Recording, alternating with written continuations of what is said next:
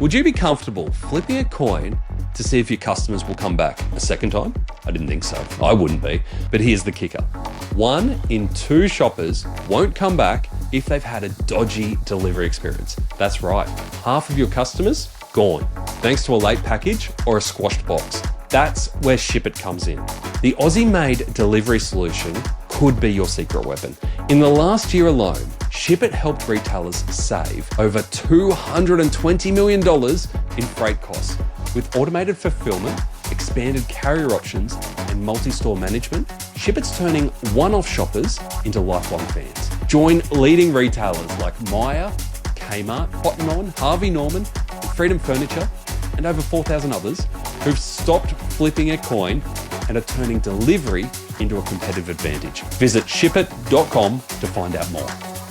When you think about it, there are a lot of things that the current generation are going to look back on our generation and go, why the hell did you do that? From smoking cigarettes to watching commercial TV as a family, and even paying by credit card. Even though credit card is the most common form of payment now, I can't imagine that it's going to be that way into the future. It has been shown that younger generations are moving away from credit card as their main payment method.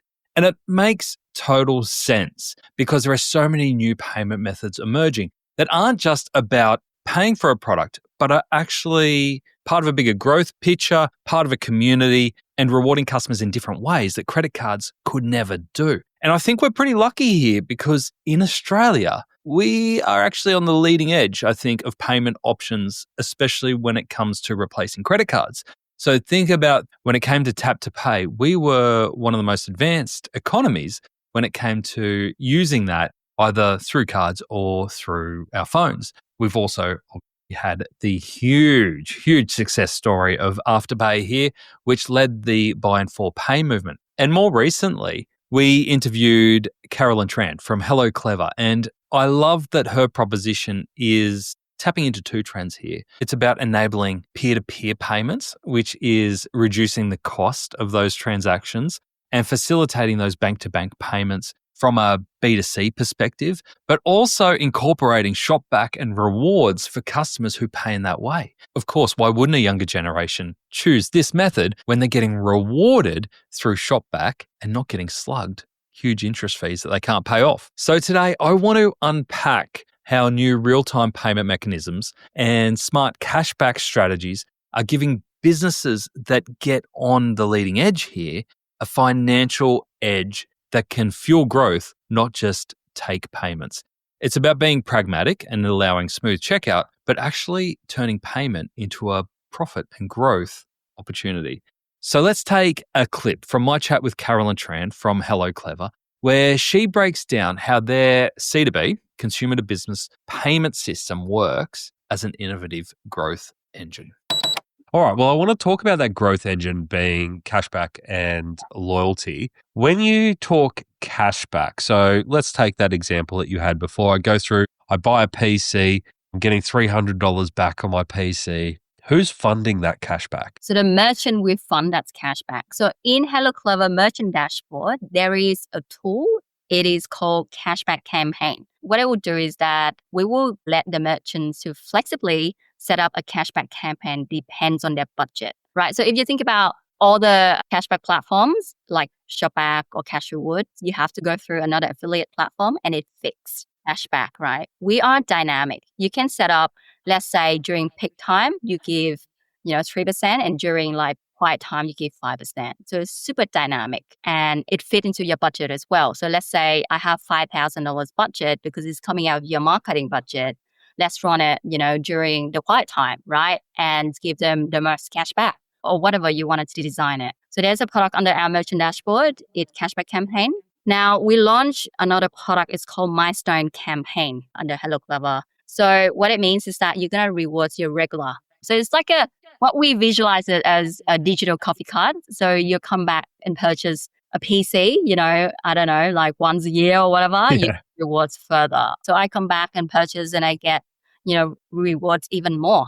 And it's all embedded into payments, right? Yeah. We cannot do this without a payment system. We give the customers cash direct. And do you find that your merchants are advertising that cashback option further up in the journey, or is it usually waiting until they get through to checkout to surface that? Yeah, so they would normally, if they run a campaign like that, they will advertise it in their EDMs or on their website, right? Yeah. During, I guess, end of financial year, we do cashback during this time and this time, right? Get quick. And to be honest, some of the campaigns run out in like literally 15 minutes. It's crazy. For 15 minutes, it's run out $5,000. And so it means is that customers actually going to wait for that moment to purchase. And it's increase the revenue for the merchants at that point. And they're justifying this cashback, are they, by reduced fees? Yeah.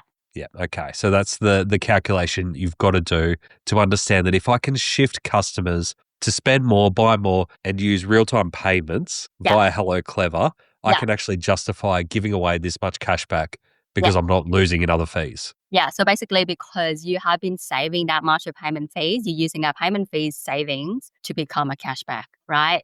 And then it helps you to increase your revenue. It's literally a no-brainer. That makes sense. Tell me what are some of the most creative examples that you've seen of integrating all this together? So we work with merchants in especially travel sector. And for travel sector, to be honest, it's quite high risk because what if COVID happens again, right? So people cannot travel. So there are a few, campaigns that we are launching with one of the, largest booking system in Asia Pacific. It's called Traveloka. I'm not sure if you know them. So we've been running a few campaigns with them and, we see how payment has saved them a lot of fees, right? Because they are a global business.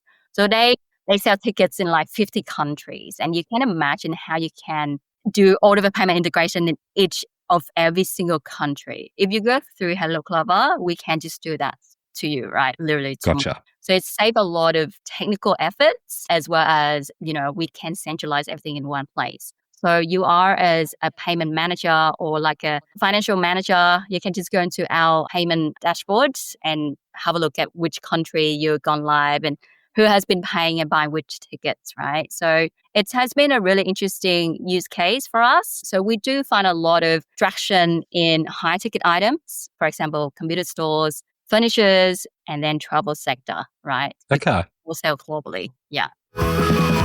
It's such a killer breakdown from Carolyn. And potentially, do we have another Nick Molnar on our hands here? I love how she explains that the payment rail itself can actually drive growth, not just power it and enable it, but fuel it.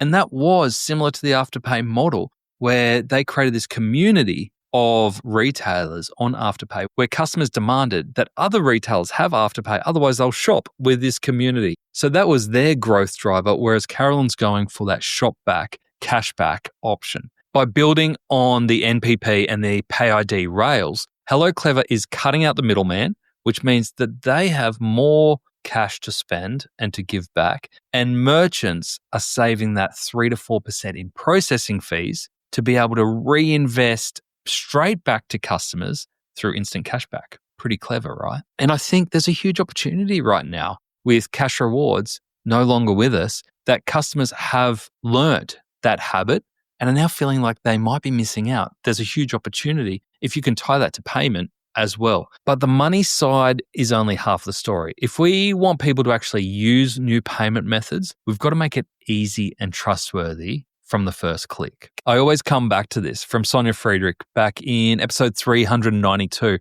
where she tells us all the time, friction kills conversion. So yes, you can have the best incentives, the best cashback ever. If the payment isn't smooth, it's going to kill conversion. And we know that approximately 1 in 5 credit card payments fail. So we can't have a system where 1 in 5 fails. The more friction you give, the less conversion you'll have. The more mental effort you ask for, the more customers will tap out. So if you are introducing a new payment option, even one with a great hook like instant cashback, the process has to feel effortless. Think guest checkout simple. Think instant checkout simple. No extra forms, no overthinking. So here's the play. Number 1, turn savings into customer wins. There is an emergence of new payment platforms that are cheaper than traditional methods. As Carolyn said, 3 to 4% fees you'll lose into credit card. Reinvest them back into cashback or loyalty that will hit instantly. It will encourage customers to come back, spend more word of mouth. It becomes a bit of a flywheel. then for your payment. The quicker the reward, the higher the adoption, because we all love extra things at checkout. Make it instant. Number 2, make the experience invisible. Even though we're asking customers to trial a new payment method, peer-to-peer and Pay ID isn't new. So it's not a totally new learning experience. Your new payment flow can't take a big learning opportunity, especially in the checkout. The payment flow needs to feel like the path of least resistance. Think Shop Pay. That feels really easy now. Might not have been at the start, but right now that feels really easy. That's what you're competing against. Payment has to be that smooth. Don't make customers think. And number 3, pick payments that build trust. Choose rails that actually help you retain customers. Fewer features mean fewer drop-offs, more repeat purchases, and stronger data signals to build loyalty around. After all, Visa and MasterCard have built their brands through trust. That's what you're up against if you're asking customers to switch. Trust needs to be at the core of this, so make sure that you're showing that all your payment methods are trustworthy through an easy process and smooth transactions. The payments world is moving fast, and I love that we're here in Australia and we're leading the way. The smart operators in retail are realizing that it's not just about saving on fees, trying to get down to close to 0%. It's about building a growth loop that funds itself. Real-time payments, cashback, loyalty, trust. When you connect all of those dots, you're not just processing transactions, you're building a business that converts faster, retains longer, and scales smarter. It's very clever. If you want to discuss real-time payments or other ways that you can really take advantage of new transaction methods in your checkout, I encourage you to come on over to the Add to Cart community where you can discuss and ask questions on all of this stuff. We have a community of over 500 e-commerce professionals in there ready to answer your questions, share their tips, share their experiences, and connect you to people who might have been in your scenario before. So come on over. It's free to join, addtocart.com.au. Join the community, and we'd love to see you in there to share your knowledge and help each other out. And of course, if you're listening to this on YouTube, on Spotify, on Apple, we'd love you to hit that subscribe button, and we're going to continue bringing you more playbooks to help growing your e-commerce business. See you next time.